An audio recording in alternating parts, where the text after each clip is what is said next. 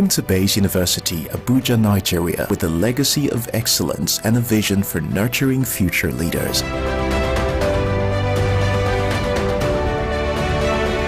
Bayes University is in a league of its own. We're all about our people, processes, and technology. Bayes is one of the highly rated universities in Nigeria in terms of product quality standards. We don't just produce graduates, but groom people into employers of labor. And it has made us understand that learning is all about three things. We learn, we unlearn, and we relearn. Bayes University Hospital offers a range of specialized services equipped with the latest technology, manned by a team of trusted professionals. And now, our vision extends beyond our walls with the Baba Ahmed University in Kano following our lead. Join us at Bayes University and invest in your future today. Bayes University is the institution that you will get the best value for money education in Nigeria. Bayes University. Learn to live.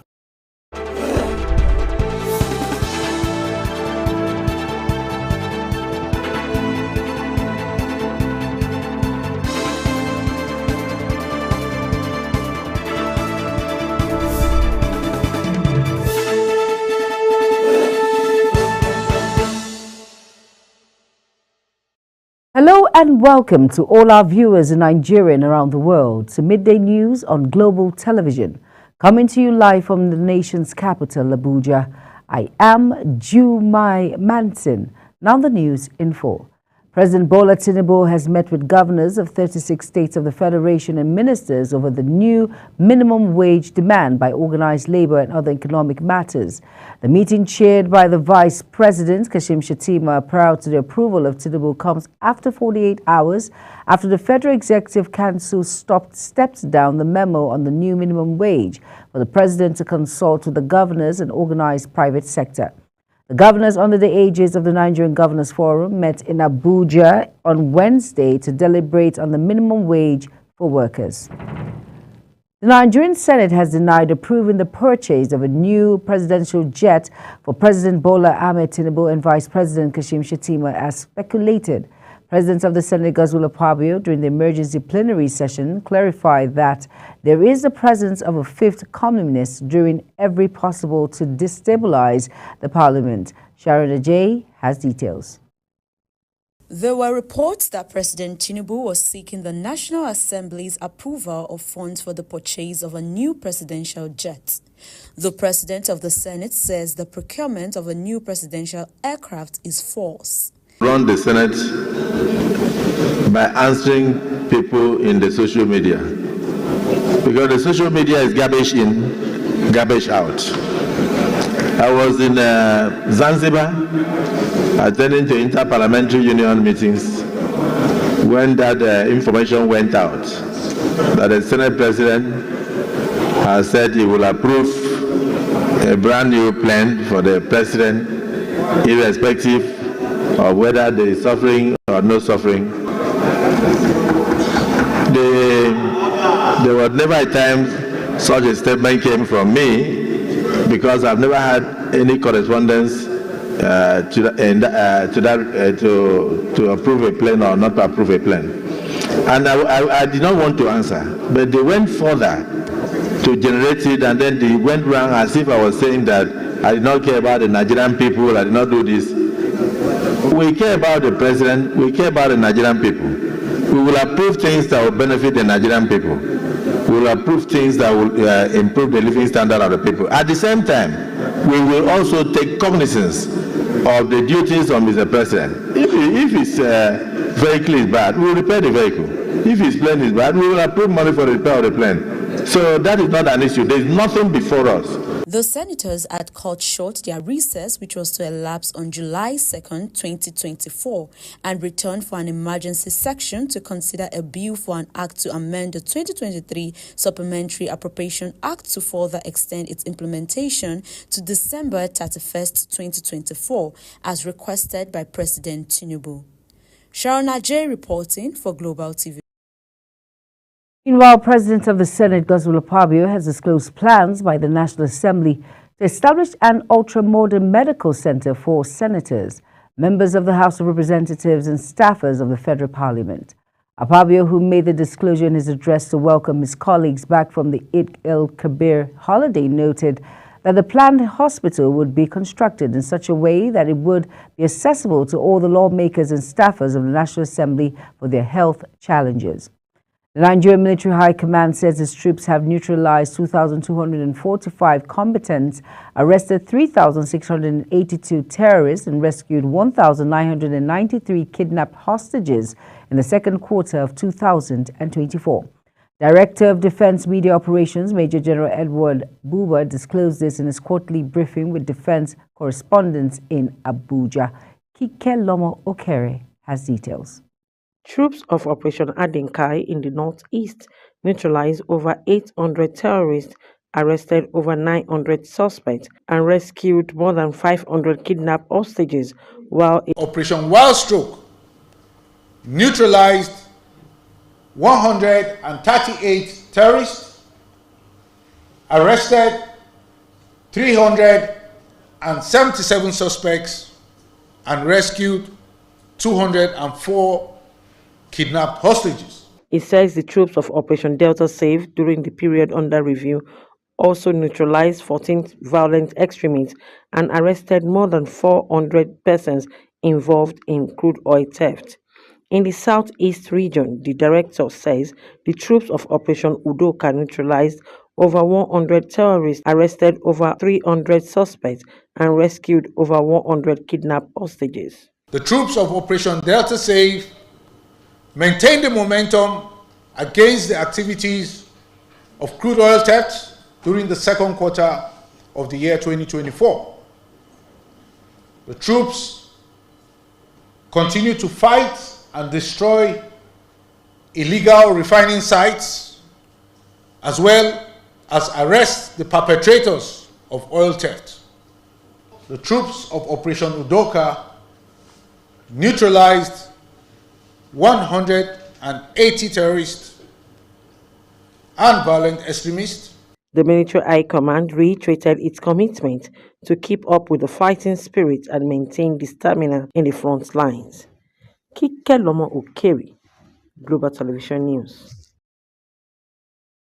The federal government has inaugurated a ministerial task force on illegal private chapter operation and related matters in the aviation industry. Minister of Aviation and Aerospace Development Festus Keyamo said the task force would be engaged in taking inventory of all private non-commercial flight holders and air operators certified holders. Keyamo stated that the committee will, among others, help to determine why the practice of illegal charters by private non-commercial flight holders persists in the country in spite of regulatory controls. A non-governmental organization has called on families to join in the fight against illicit drugs in Nigeria. Speaking at the 2024 Women and Family Drug Education Program in Abuja, Rejoice Henry Wesley says the program is organized to tackle the problem of drug abuse from family perspectives. Kike Lomo Okere tells us more. Drug abuse is an issue that transcends boundaries, as such can affect any families, regardless of its socio-economic status, religious or educational background. The convener of the event, Rejoice Henry Wesley, emphasized the crucial role the family can play in preventing drug abuse, adding that the event is aimed to raise awareness about the danger and substance abuse among the young people. Education reduces the drug abuse, substance abuse by 50%. My advice to the women is for them to stay close to their children, look out for the signs, be their children's friends, so that they don't go out there to make friends with people who are into substance abuse. And for the family, for mothers to also enlighten the children and let them know the dangers of abuse of drugs. Stakeholders at the event says the event is also aimed at addressing critical issues of drug and substance abuse through education and policy advocacy. And the reason is that drug abuse is taking over in our society and more women are involved in this. And this is affecting families negatively. With this program, Grace Thomas is bringing in more information from different facilitators and people who have experienced, this before, to enable family members of these people using drugs or even people who intend to go into it, for them to know the effect and also for the family members to know what to do. Any family that is not properly addressed, there will be issues.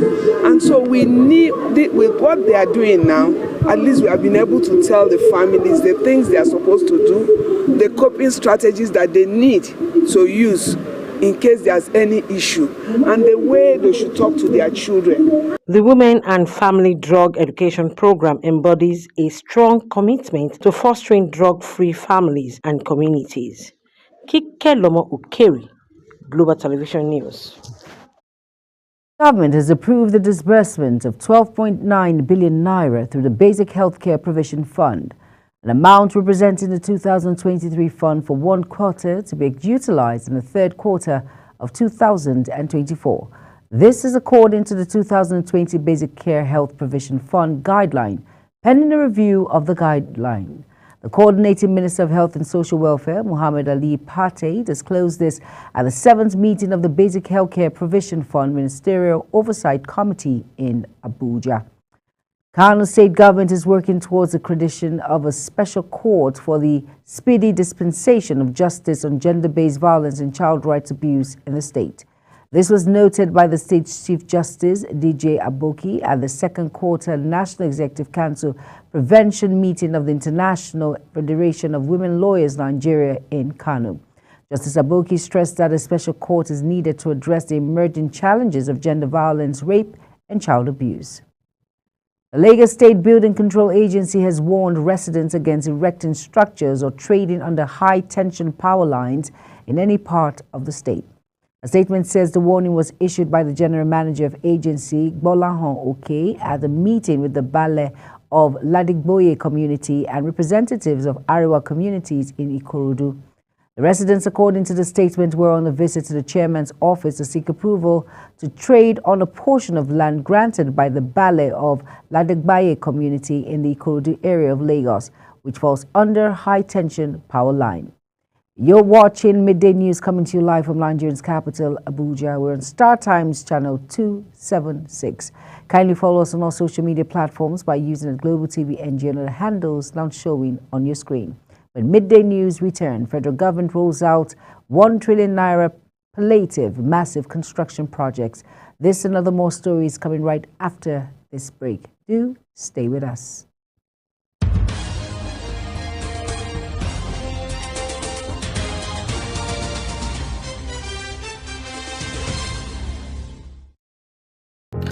Get ready for it. Inside Today brings you issues relating to family, peer pressure, drugs, substance abuse, societal and topical issues making rounds. Join Jermaine Manson on Global Television Monday to Thursday and they repeat every Friday. Time 2 p.m. to 3 p.m. Don't miss out. Are you ready to be entertained like never before? Get ready to dive into the latest and greatest entertainment news in lifestyle.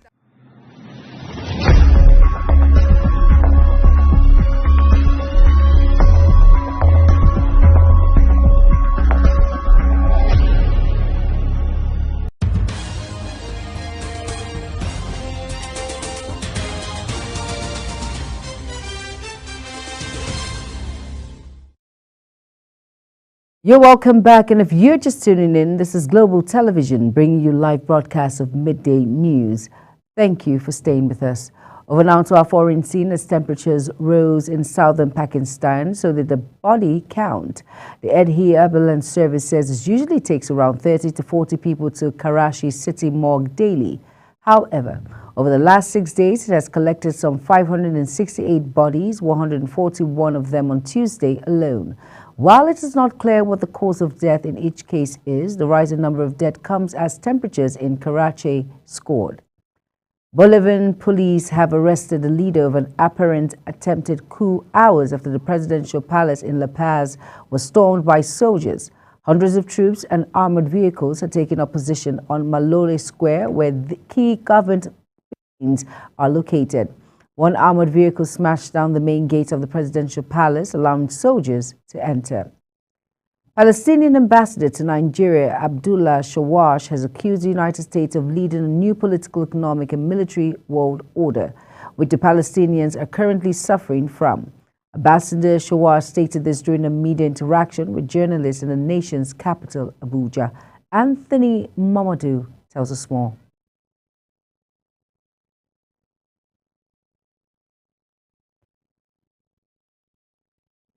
We apologize. That news will be brought in our subsequent bulletin. Junior hospitals doctors in England have begun a 5-day strike a week before a general election in which the state of the publicly funded National Health Service, NHS, a major issue. It follows nearly a dozen similar actions by doctors below the specialist consultant level over the last 18 months. The NHS is grappling with the massive backlog caused by the COVID-19 pandemic and worsened by the repeated doctors' strike. An increasingly dissatisfied public also face long waits to see a doctor in their local surgery. In addition to delays associated with operations and starting cancer treatment.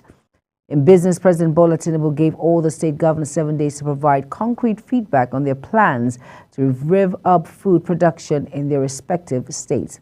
Tinubu gave the directive at the 142nd National Economic Council meeting, attended by state governors and some deputies at the State House, Abuja. He also announced a national construction and household support program, which will see 100,000 families in each state getting 50,000 naira grant for 3 months, 155 billion naira to be dispersed for assorted foods, 540 billion naira for household grants, even as 36 states and the Federal Capital Territory will get 10 billion naira allocation each for CNG buses. The 50,000 naira plan for 3.7 million families across the 36 states and the Federal Capital Territory, the 10 billion naira allocation each for CNG buses in the 36 states and the FCT, as well as the 155 billion naira spending on assorted foods are estimated to cost over 1 trillion naira. In the past week, the Nigerian National Petroleum Company Limited said it uncovered another 165 illegal refineries in the various locations across the Niger Delta. According to NNPC documentary, between June 15th and 21st, about 400 incidents of oil theft and vandalism were reported by both the government and private security agencies. It was said that 69 illegal connections were discovered and disconnected in Bayelsa and Rivers State. He noted that no fewer than 8 cases of oil spills owing to vandalism or illegal connections were reported across the region. Over now to Kano Electricity Distribution Company has dragged the Manufacturers Association of Nigeria before the High Court Federal Capital Territory Abuja over unlawful interference resulting in revenue losses up to the tune of 5.3 billion naira. The lawsuit is a counter-action taken by the distribution company following the rejection of the new tariff hike by the manufacturer's Kano branch and its over 41 members affiliate to boycott payment of the new tariff to the power distribution through a court injunction. The association obtained on behalf of the maximum demand consumers on Band A in the 3 states of Kano, Katsina, and Jigawa. The Central Bank of Nigeria says it will discontinue the foreign exchange price verification system portal used by importers from July 1st. It also noted that the price verification reports will no longer be a requirement for the completion of Form M, which is a declaration of intention to import physical goods into the country. In business now, Manchester United are interested in signing Ademola Lookman this summer and are willing to put in an offer of 60 million euros to get him. According to reporters in Italy, Lookman enjoyed a spectacular season at Atalanta, including scoring a hat-trick in the European League final against Bayer Leverkusen. It was a triumph which saw La Lidine win their first piece of continental silverware. This iconic display clapped off a campaign in which Nigerian winger netted 17 times and registered 10 assists across all competitions. Spain says it will send 313 police officers to Paris to bolster security. But the Minister of Georgia, Bezina Ilvishil, has pledged to give 8.4 million euros to the nation's football team after they beat Portugal at Euro 2024. Georgia, managed by former French defender Willy Sagnol, overcame Portugal 2-1 in Galician for the last 16 stage, where they will face Spain. Ivan Shaw, who founded the ruling Georgia Deem political party and became prime minister of the country in 2012, said the win against Portugal is a historic and dream victory. Elaine Thompson-Herring, the two-time Olympic champion in the 100-meter and 200-meter, will miss the Paris Olympics with an Achilles injury. The 30-year-old Jamaican, a five-time Olympic gold medalist, sustained the injury at the New York City Grand Prix on 9th June and had to be carried off the track. Thompson-Herring, the only sprinter other than compatriot Usain Bolt to win multiple Olympic titles in both 100 meters and 200 meters, was aiming to defend her 100 meters crown after choosing not to race with the Jamaican 200-meter trials. And that's it on Midday News, and it came to you live from Nigeria's capital, Abuja. Remember, we're on Star Times channel 276. Kindly follow us across all social media platforms by using Global TV NG and the handles now showing on your screen. I am Jumai Manson. Thank you for watching. Good afternoon.